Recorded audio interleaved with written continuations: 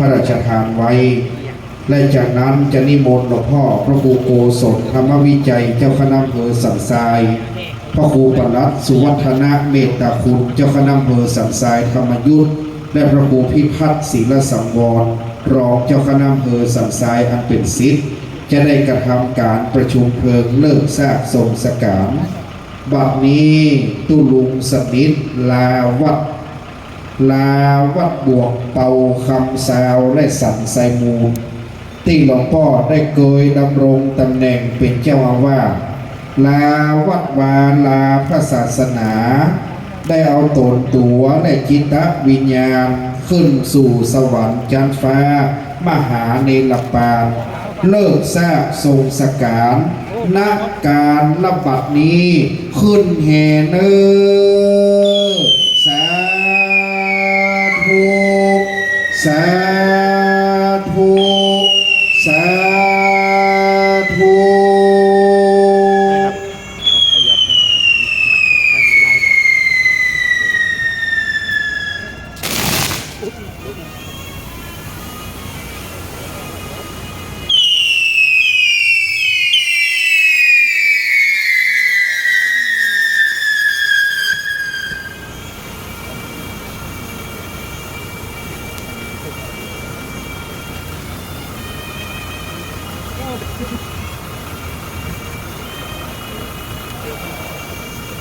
ท่านพระครูพิพัฒน์ศีลสังวรและลูกศิษย์กับศรัทธาสันไซมูลได้กระทำการส่งสการตุลุงอย่างดีอย่างงามนะครับเนอถูกต้องตามโบราณจารีตอดีตประเวณีแปลงภาษาแก้วที่มาคำมีวิลาบอกไฟดอกบอกไฟเทียนแสงสีงามสะอาดโสภาตั้งภาษาทรงล้านนาบักเก่าตามแบบเป้าอริยักษ์สปุริสัจเจ้าสื่อเป็นมาเพิ่มผ้าเพดานไว้เหลือหน้าภากาเพิ่มผ้ากระดานไว้เหลือหน้าปัทภีเมธนีมณฑลได้ทรงสการตุลุงตนอันเป็นครูบาอาจารย์เจ้าพระครูวิรุณบุญโยภาตุลุงสนิทท่านเจ้าได้ลาลูกศิษย์ลูกหาลาวัดลาวาศรัทธาพี่น้องบ่ฮือมีใจห่วงข้องอะไรตุลุงเดินทางไปในสวรรค์แห่งห้องข้ามมหานาทีสีทันดรไปถึงแดนหิมปานเชิงเขาพระสุเมรุราชบรรพตสิเนโร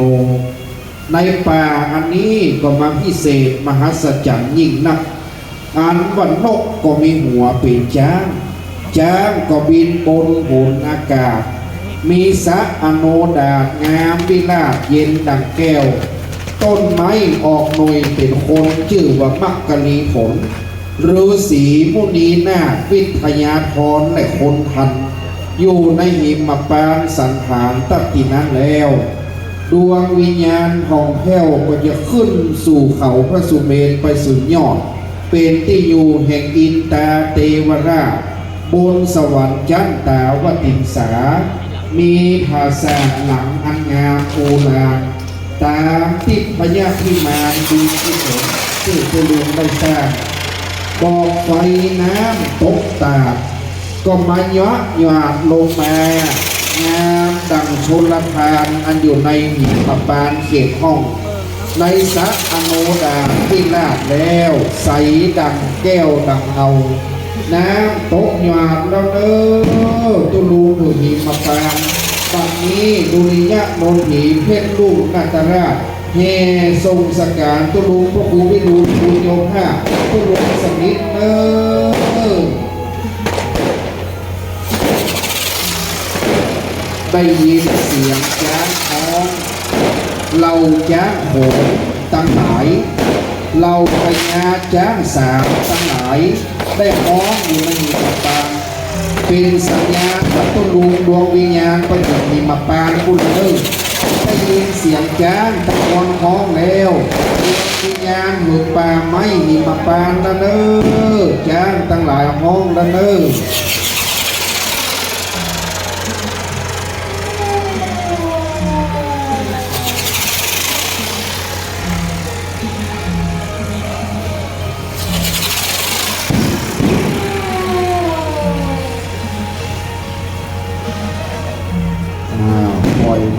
ชีพปล่อยไปเรื่อยๆโอ้เป็นเมฆก้อนเมฆเมฆาลอยล่องอยู่กลางน้ำพากาศมีหลายสีหลายจ้าหลายพันอันว่าสีม่วงครามอีกนามน้ำเงินเขียวเหลืองเพลิดเพลินมันจะงามสมสีส้มสีแดงอันว่าเป็นสีแห่งรู้ดังนั้นเป็นว่าสีเจ็ดสีเมฆาลอยในน้ำพากาศสวรรค์ชั้นฟ้าลอยบนติดพยัคฆ์หิมะเอ้าไฟขึ้นแล้วกูแห่ส่งไฟเนอขึ้นยอดเนอขอตุลุงไม่ดีไม่งามเนอ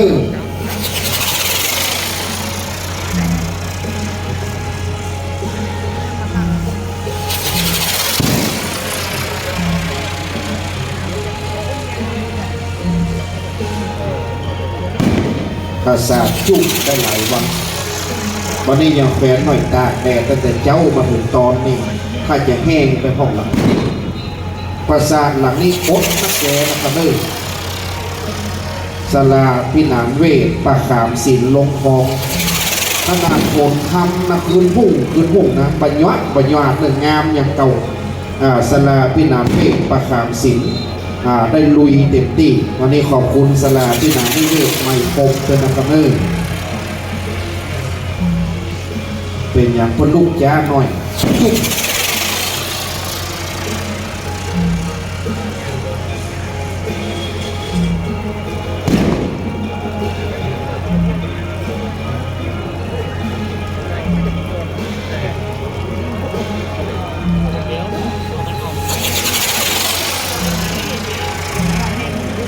ตุลุงนิดได้เปิดใจเย็นนะเปิดใจฟังเปิดคนโตเมตตาคนเดียวก็จ้าแล้วก็ยิ้มแล้วไปไหนยิ้มมาลงไปกดจ้าหน่อยตุลุงนิดนี่เปิดบอกฟังแล้วเปิดคนจุ่มคนเย็นข้างมาดำลงค่ะ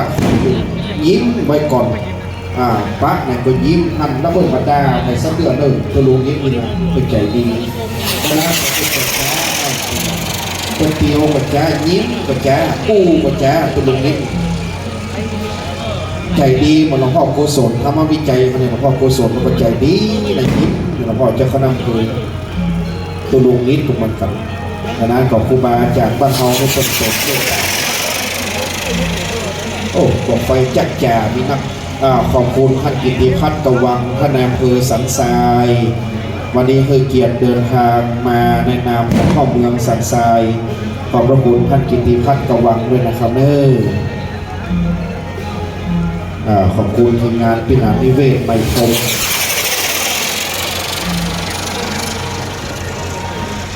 ทีมงานเจ้าสลาเอกสันทรายถ้าปฏิเจ้าสลาเอกจะขึ้นคนเดียว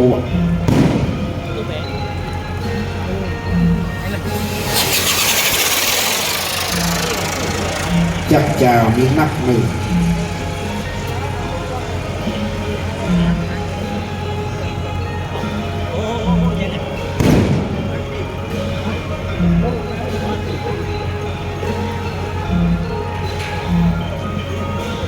ตุลุงใจเย็นเกือบขึ้นนะตุลุงกับกันเดียวก่อนพอวัดพอวาพอบ้านพอจองเนี่ยก่อนตุลุงว่าบ้านเก่าบ้านเกิดเมืองนอนแตงดินหินแตงห้าพอวัดสันไซมูลก่อนตุลุงกับเป็กเนี่ยเจนตุลุงแก้วเขาละโอ้ครูบาอาจารย์เป็นเป็กหนึ่งดังนั้นวัดสันไซมูลนี่โป่งเนี่ยตุลุงแก้วกับโป่งนี่มดมาจนถึงตุลุงสนิทปัจจุบันก็ได้เป็นปราสาทกลางเด่นกลางลานข้างวัดสันไซมูลโป่งพระมหาเถระดังนั้นสังขารตั้งที่นี่ตะกอนพระโป่งพระครูพิพัฒน์สุตกิจตุลุงแก้วกับโป่งตั้งเนี่ยใส่นกฮัดหลวงมาจนถึงการวันนี้ก็มาโป่งตุลุงสนิทตุลุงว่าพอวัดพอวาเขาไปฟังเตือนขอเตียวพอแต่วันนี้ก่อนแล้วเขาจะไปละบ้านเกิดเมืองนอนที่เคยอยู่เคยอาศัยที่เคยได้พักพิงเคยได้สูตรมนต์ไหว้พระเคยได้อาศัยอารามงามวัดสันไซมูลเป็นที่ไหว้ที่สา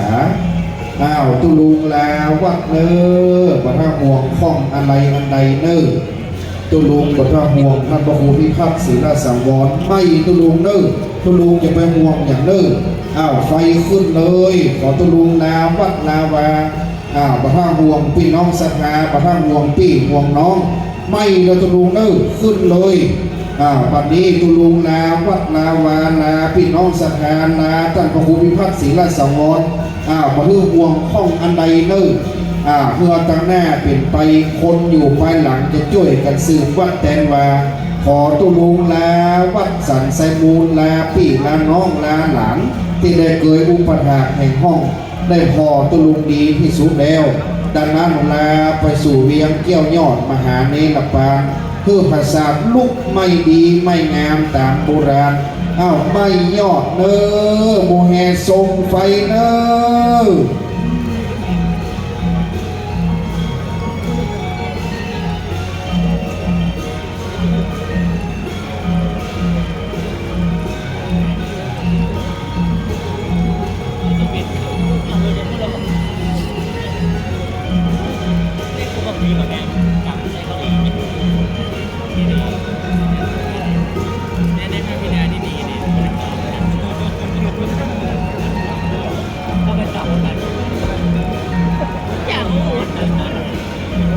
ขึ้นเนอขึ้นเนอ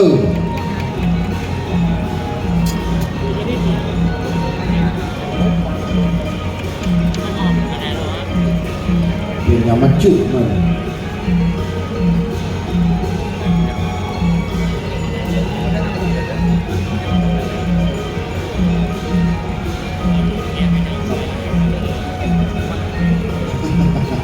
ไปด้วยกันพวกมดหน่อย1ตุลุงบูนวัดบ้านน้อย2ตุลุงซุกวัดประหิว3ตุลุงนิดวัดคำสาวแล้วก็นำไปด้วยกันพวกมดตำบลสักกะแปงแล้วก็ไปด้วยกันพวกมด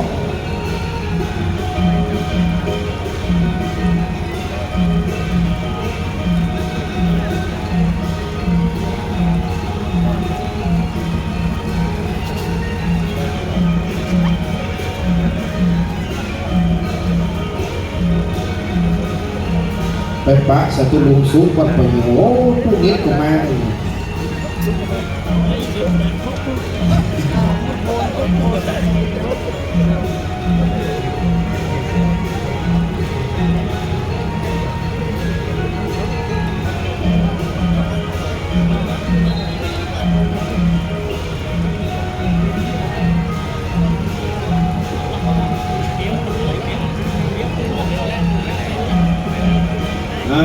ึ้นเนอ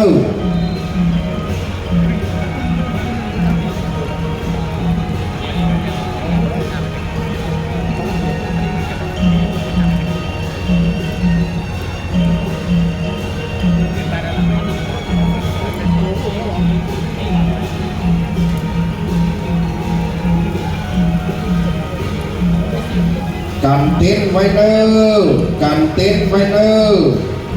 หมู่ที่อยู่ในเต็นท์หัวไผ่หัวมันเด้อ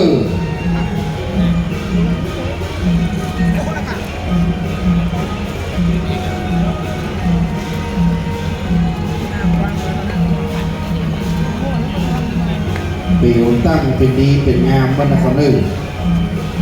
การเต็นท์ไว้เด้อหมู่ที่อยู่ในเต็นท์หัวไผ่หัวมันนะครับเด้อเป็นไม่ดีไม่งามตุลุงไปดีไปงาม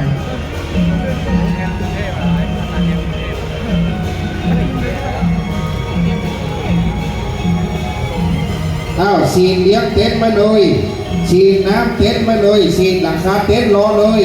ฉีดหลังคาเต็นท์รอเลยพุกหัวฉีดหลังคาเต็นท์รอเลยฉีดนั้นฉีดที่มันโต๊ะนั้นตะพุดฉีดที่มันโต๊ะตะหิมตะพุดฉีดหลังคาเต็นท์รอกันมัดไฟมันไปบวกฟัดไฟไปเลี้ยงน้ำเลยฉีดขึ้นหลังคาเต็นท์เลยมัดน้อยมันจะออกไปทางเต็นท์เลี้ยงหลังคาเต็นท์ไว้เลยให้มันจุ่มเลี้ยงหลังคาเต็นท์ให้ชุ่มเลยฉีดขึ้นบนหลังคาเต็นท์คือเหมือนฝนตกบนหลังคาเต็นท์ฉี ฉีดบนหลังคาการมัดไฟน้อยๆมันไปมันจะเป็นหูถ้าเรามาเลี้ยงหลังคาเต็นท์จะเป็นหูนะครับฉีดหลังคาเต็นท์ไปจุกๆฉีดขึ้นบนหลังคาเต็นท์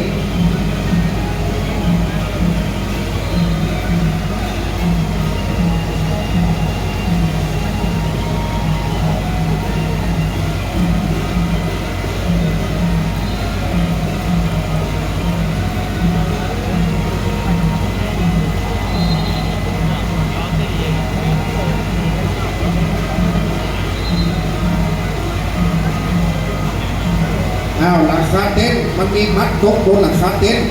ฉีดขึ้นไปเลยฉีดน้ำบนหลังคาเต็นท์หากตาเขียวๆหลังคาเต็นท์ติดสลาฉีดบนหลังคาเต็นท์หลังที่ติดสลาไปเลยมันมีมัดตกทั้งหลายมัดฉีดเลย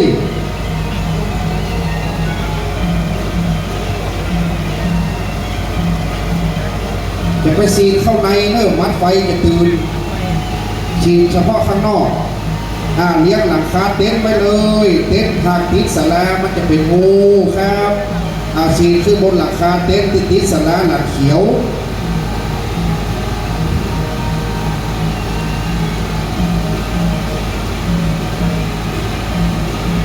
มัดไฟมันโต๊ะบนหลังคาเต็นท์นั่นฉีดบนหลังคาเลยครับ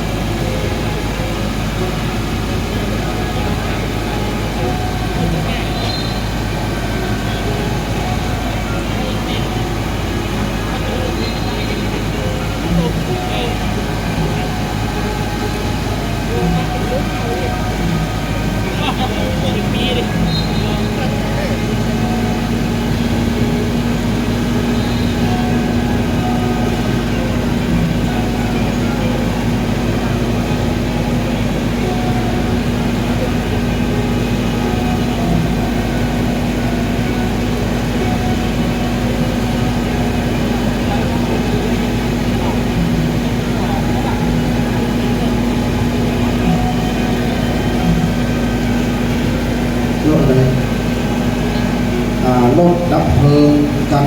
นะเอาคนกันแม่ประธานครับแม่ประธานนำทีมงานเขาคล้ายครับเด็กกับรถของพ่อเจ้าคณะอำเภอจะออกครับถ้าท่านข้างรถดับเพลิงนะผมพ่อจะซื้อออกไปท่านคนที่นั่งข้างรถดับเพลิงเตะทางนั้นขอเมตตากันนะครับรถของพ่อเจ้าคณะอำเภอจะได้เดินทางครับขอบคุณครับ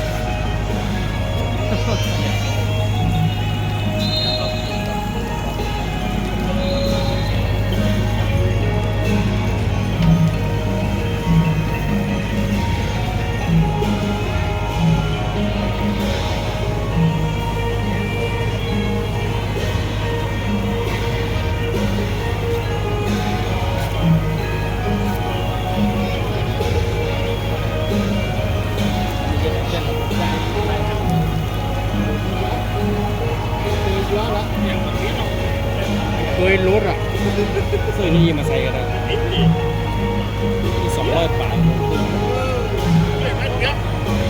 อันนี้ก็1,000 ปลายกันนะพัดลมก็ซื้ออย่าง1,000 ปลายกัน300 ปลาย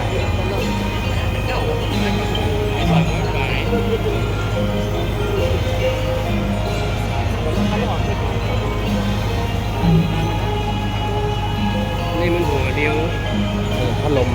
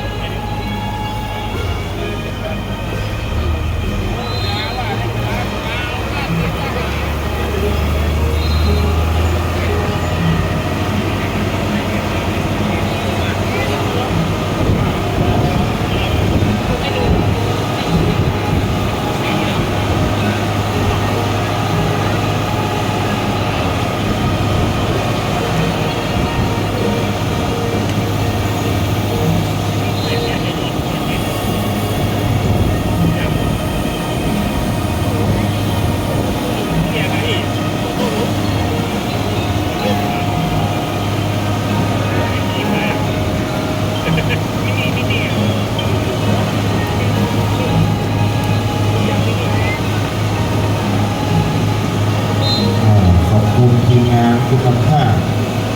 โดยการนำของคุณปรีชาและก็คณะทีมงานของพวกเรา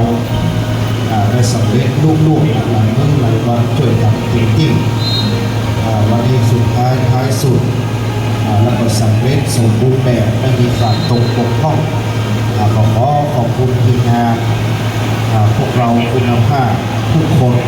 ที่ได้มาช่วยกันฮักกันแปลงกันฮักกันเหมือนพี่ดีกันเหมือนน้องรองดองกันเหมือนญาติแล้วก็ขอบคุณเจ้าหน้าที่รถบรรเทาสาธารณภัยเทศบาลตำบลสันทรายหลวงโมงแห่เครื่องเสียงกองไฟภาษาขอบคุณทรงสกัดนะครับทีมงานทรงสกัดวันนี้แม่ประธานนำคณะทรงสกัดมาขอบคุณทีมงานของพวกเรา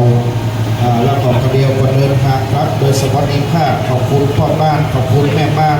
ผู้สูงอายุคนเฒ่าคนแก่เยาวชนพ่อแม่ศรัทธาที่ได้ให้เกียรติมาร่วมขอบคุณโรงทานทุกโรงทานที่ได้โรงทานมาเลี้ยงกันวันนี้ขอบคุณเจ้าภาพโรงทานอาหารเครื่องดื่มทุกโรงขอบคุณเจ้าภาพสำหรับสังฆทานถวายสงฆ์ขอบคุณทีมงานช่างภาพทุกทีมทีมงานทุกส่วน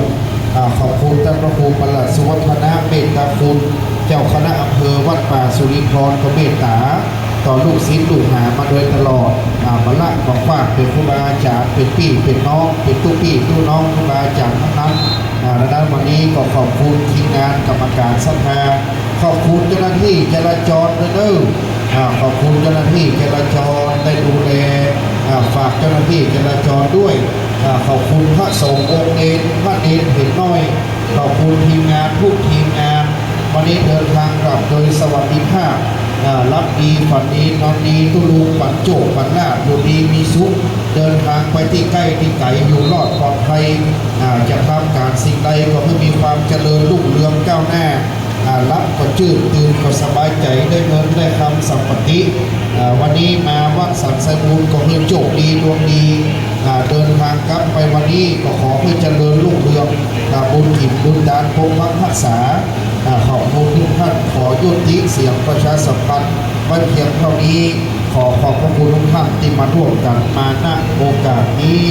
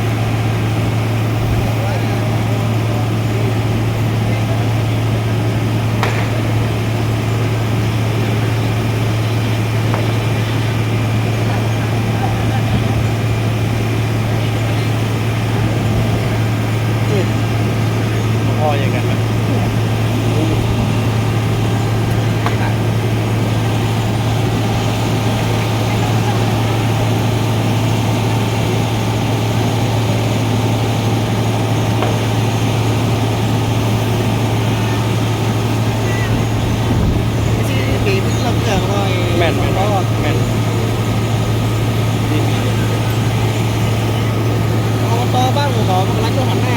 สร้านอ่ะถ้าเดียวโชว์เลยก็จะ ถ้าเขาเรียนตั้งห้อง เลือกไม่เลือกเขาประหลาดยังไงเขารถอ่ะ อ๋อคือเขา